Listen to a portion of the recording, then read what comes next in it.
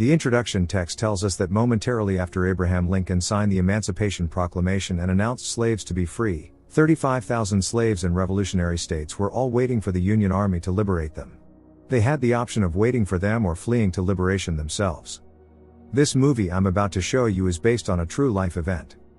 The movie opens up in Louisiana, in 1863, with some group of slaves working on a large field and being supervised by guards. In the next scene, we can see a slave called Peter with his family together in an enclosed room, spending what seems to be like his final moment with them. He tells them about God, and how God will come through for him, so he doesn't need to worry about what men will do to him. Just as they are being emotional, some white slavers barged into their room. They demanded that Peter come with them immediately. At first, Peter struggles to go with them. He even bit one of the slavers while he was struggling, but as soon as they held a gun to the face of his wife, he obliged and decides to cooperate as he loves her so dearly.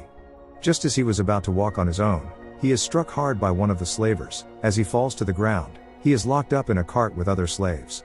In an emotional moment, he tells his family to stay together and that he is going to come back for them. Peter and other slaves arrive in Clinton. The scene at Clinton wasn't appealing to the eyes, as slaves were brutally killed with endless torture and hard work. As they got down from the slave cart, they were tied in chains as they proceed to work on a railway. Due to the excessive work, one of the slaves that accompanied Peter fell to the ground. He is beaten severely by a guard, but Peter stood up for him, saying he needs help. This made one of the slave masters angry. He points a gun at Peter but stops when one of the runaway slaves was captured by Jim Fassel. The slave who tried running away before he is captured is then branded on his cheek with a hot metal as his punishment for running. The slave Peter had helped tells him about a black runaway slave now working for him, Fassel. He tells Peter that the black man had turned into the biggest hunter in Clinton. Later that night, after John the runner is tortured, he is locked in a cage with Peter and some of his fellow slaves. Peter tells Thomas, one of the slaves who had become scared after seeing John's condition. He tells him that God is with them and he shouldn't worry. He continues by talking about his faith in God, but John becomes angry and then opposes him, saying, "There is no God, and even if there is one, he wasn't with them as they are in a messed up situation." The next morning, we can hear a preacher talking about God's word on the need for slaves to obey their masters. He continues his preaching as the slaves engage in their endless labors and torture. During the lunch break, Peter overhears one of the guards saying Lincoln had freed all his slaves and his army is in Baton Rouge. He continues by saying, "Many slaves are running to Baton Rouge for freedom." The guard becomes infuriated when he notices that Peter was staring at him after he had maltreated a slave for giving him a bad stew. He tries to end Peter, but Jim Fassel the hunter stops him. The next morning, Fassel goes over to meet him in his cage. He warns Peter that he shouldn't try to act brave, as he owns him and he is just a slave to him. After Fassel had used a hound dog to pick up his scent, he lets go of Peter. While the slaves were eating, Peter tells them about Lincoln and the Baton Rouge. He devises a plan to cross through the swamps to escape. Although they are scared, they tell Peter they will follow him when he tries to escape. After he is forced to bury one of the dead slaves in a ditch, he is asked to take the work of the deserters and fill in the ditch with lime. Peter notices that the guards had other intentions to end him because he stood up to them a lot of times. Just as the cannon explosions go off, he attacks and kills the guards assigned to him. The camp became disorganized as several slaves and deserters began running away, but they are killed before they could even make it out of the camp. Peter and some slaves manage to escape the camp and begin running toward the swamp. They are being chased by a group led by Fassel. Peter leads the slaves in the thick forest as they head toward the swamp. As they got to a swamp filled with crocodiles, one of the slaves, Thomas, is afraid to enter the water with them and then decides to stay back, while Peter and two other slaves crossed over. Thomas is then attacked by the handler's merciless dogs. They pounded on him as they bit him severely. As Fassel got to where Thomas was, he restrains the hounds from attacking him. He tells Thomas to tell him where the other slaves were heading and he would let him go for free. When Thomas revealed their destination, Fassel lets him walk aimlessly far enough into the swamp before he shoots Thomas. The gators suddenly devour him and he dies in the swamp. When Peter and the other slaves got to a crossroad, Peter advises that they follow the swamp, but John is arrogant and decided to use the horse trail, saying he has a gun and he can face them. The three splits up and begin to find their way to Baton Rouge, where they will meet up with Lincoln's army, with Fassel and his men on steady hunting. As Peter got to a slave owner's house, he is spotted by his daughter, while they were praying. He quickly takes a piece of material to tend to his wound and food to survive the night. The slave owner's daughter kept on ringing the alarm as she screamed "Runner!" Fassel heard the noise and then proceeds to the house. They show him the direction Peter had gone as Fassel chases after him. Peter retreats to the swamp where he used the material to take care of his wound. During the hunt, Fassel's hounds find the piece of material Peter had used. Noticing that they were coming close to him and might eventually catch him, he proceeds to dive underwater. He successfully held his breath till Fassel and his men left. As Peter was about to come out of the water, he is attacked by a gator. He fights off the gator and successfully killed it in the water. The scene switches to Peter's wife.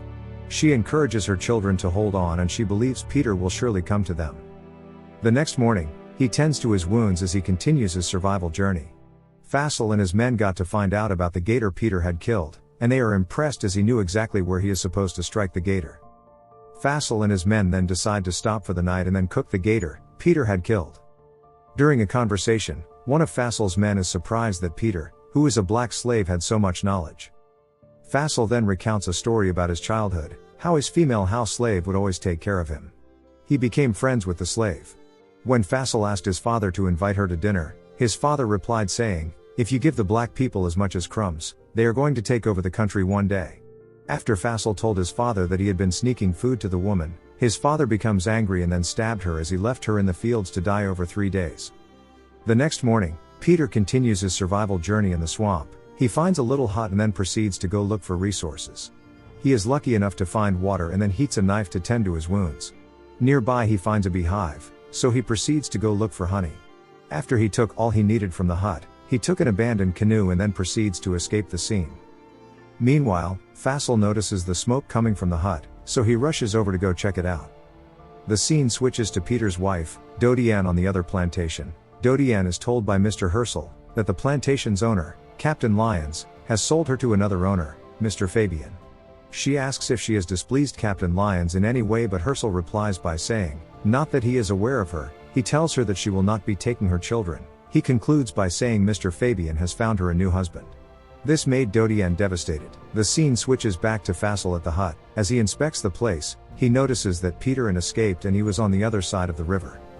Meanwhile, after Peter had crossed over, he continues to do whatever he can to survive, as he journeys to Baton Rouge. He conserves his food as he also uses onions to mask his scent from the dangerous hounds. On his way, he meets up with John. He is surprised to see him and then offers him onions to also mask his scent. But John is ignorant and then refuses the offer.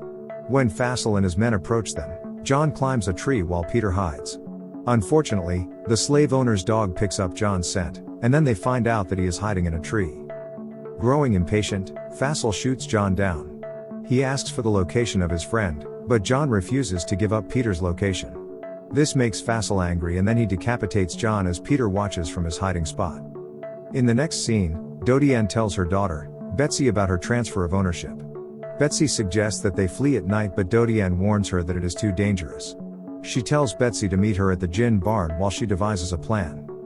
The next day, while working on a cotton machine, Dodiane intentionally sticks her arm in the cotton machine, so she will get badly injured and the transfer won't hold again. That way she can remain with her children. Later that night, Peter comes across a burning house. He goes inside to inspect the house, finds food, and then proceeds to check for any survivors. He finds out the whole family has been murdered.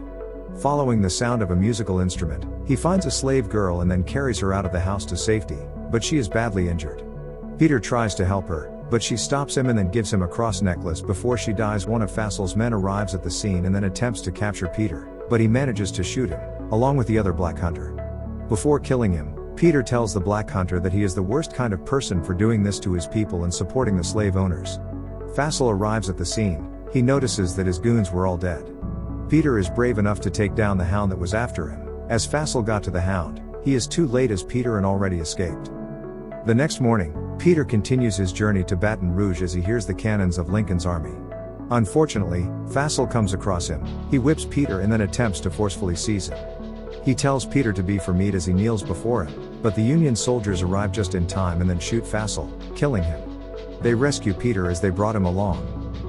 Peter is taken to Lincoln's camp where he is provided medical attention. After he had fully recovered, he is told that he must enlist with the Union Army to secure his and his family's freedom.